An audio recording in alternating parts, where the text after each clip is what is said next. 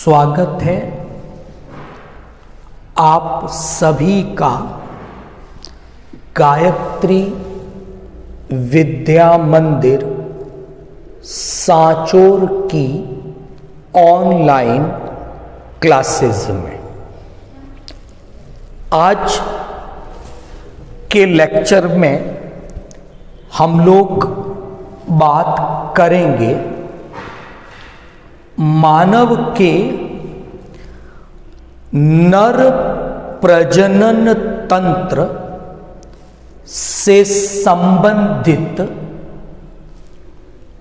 शिश्न नामक संरचना के बारे में।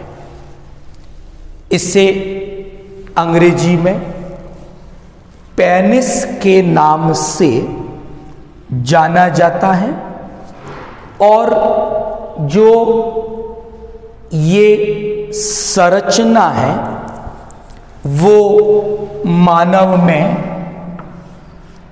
एक महत्वपूर्ण कार्य करती है और इस संरचना को मैथुन अंग के रूप में जाना जाता है।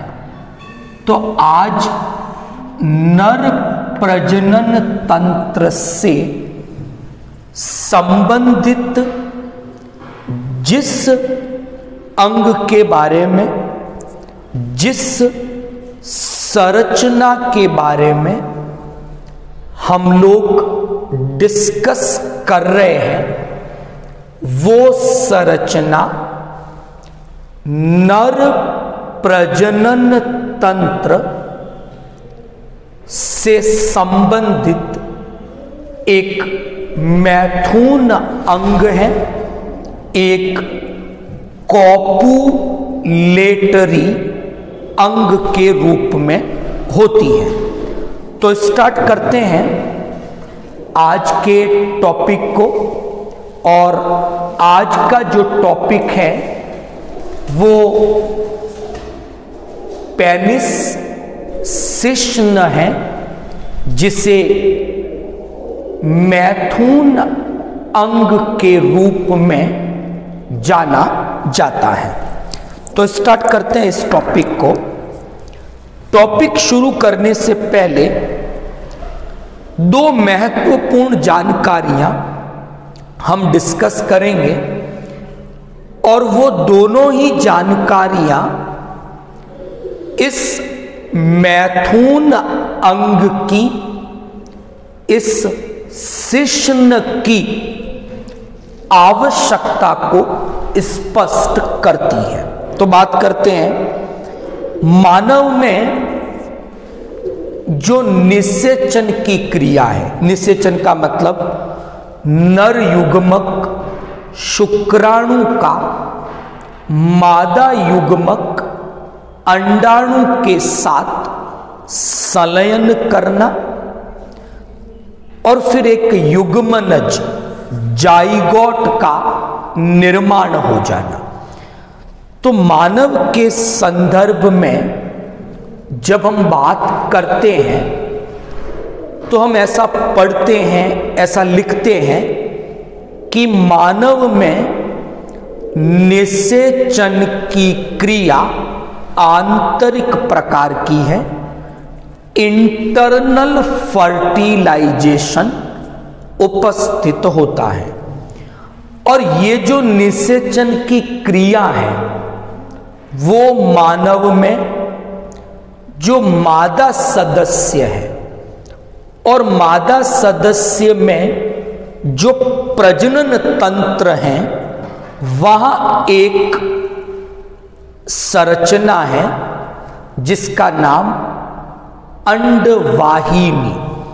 तो इसी अंडवाहिनी का एक भाग है फैलोपियन नलिका। वहां पर ये निषेचन की क्रिया संपन्न होती है। तो शरीर के भीतर हो रही है मादा सदस्य के, इसीलिए इसे आंतरिक निषेचन इंटरनल फर्टिलाइजेशन नाम दिया गया है।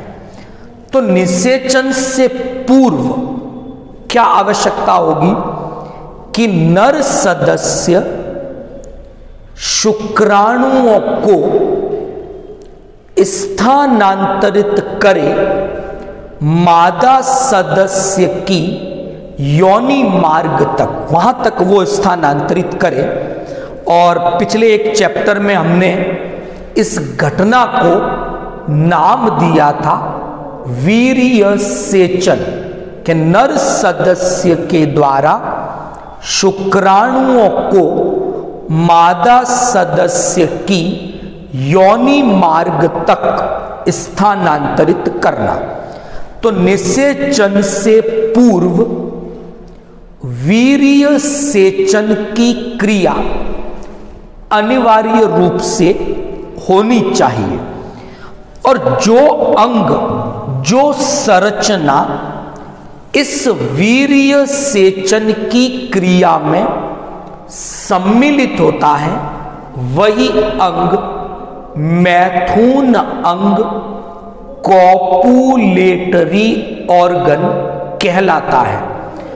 तो यहां इस जानकारी को जो हमने अभी डिस्कस किया, उससे ये पता चलता है कि ये जो संरचना है जो कि मैथुन अंग का कार्य कर रही है, ये वीर्य सेचन की क्रिया में सम्मिलित होती है, या वीर्य सेचन इसी संरचना की सहायता से होता है। तो अगर मैं शॉर्ट में समरी के फॉर्म में कहूं तो पेनिस या शिश्न मैथुन अंग है, और इसी की सहायता से शुक्राणुओं को मादा सदस्य की योनि मार्ग में स्थानांतरित या ट्रांसफर किया जाता है। तो ये हमने एक छोटी सी चर्चा के द्वारा शिश्न के, पेनिस के फंक्शन की बात की। अगर हम पेनिस की संरचना या इसकी स्ट्रक्चर की बात करें तो दो चीजें बड़ी इंपॉर्टेंट हैं। ये जो संरचना है ये बनी हुई है पेशियों से। तो ये संरचना एक्चुअल में एक पेशीय ऊतकों से निर्मित संरचना है, यानी ये संरचना पेशीय संयोजी ऊतक से निर्मित एक संरचना है। तो ये दूसरी महत्वपूर्ण जानकारी शिश्न के बारे में कि ये जो संरचना है वो पेशीय संयोजी ऊतक से निर्मित है। और ये जो पेशीय संयोजी ऊतक है वो इस संरचना में 3 तंतुओं का निर्माण करते हैं। इनमें से जो 2 तंतु हैं वो मूत्र मार्ग की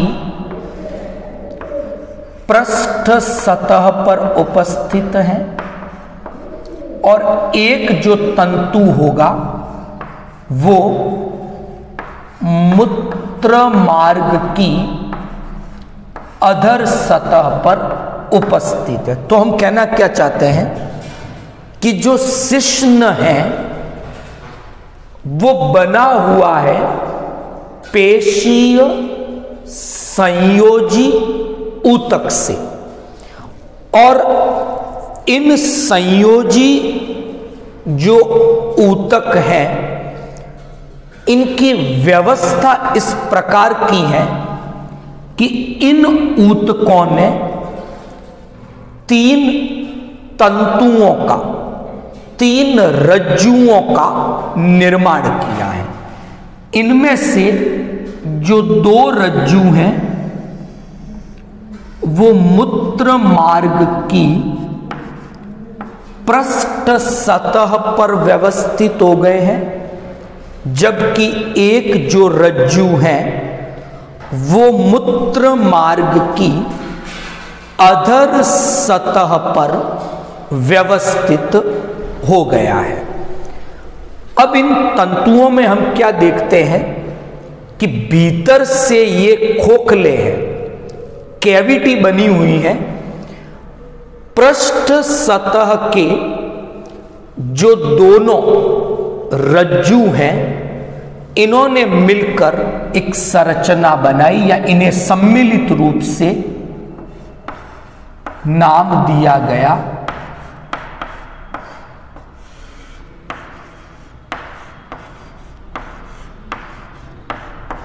कॉर्पस कैवर्नोसा। तो ये एक संरचना इन 2 रज्जुओं के सम्मिलित होने से निर्मित हुई, जबकि अधर सतह पर जो है तंतु या रज्जु उसने निर्माण किया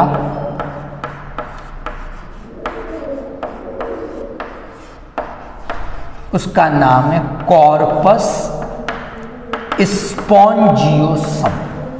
तो इन दोनों, ये जो तीनों तंतु हैं या रज्जु हैं, अंदर से खोखले हैं, कैविटी है, और इन दोनों रज्जुओं की कैविटी का नाम ये अधर सतह पर जो रज्जु है उसकी कैविटी का नाम हो गया ये। अब सामान्य स्थिति में क्या होता है कि ये जो कैविटी है, यानी इन रज्जुओं के भीतर ब्लड की सप्लाई नहीं है, तो ऐसी स्थिति में शिश्न अनुत्तेजित अवस्था में ये रहता है।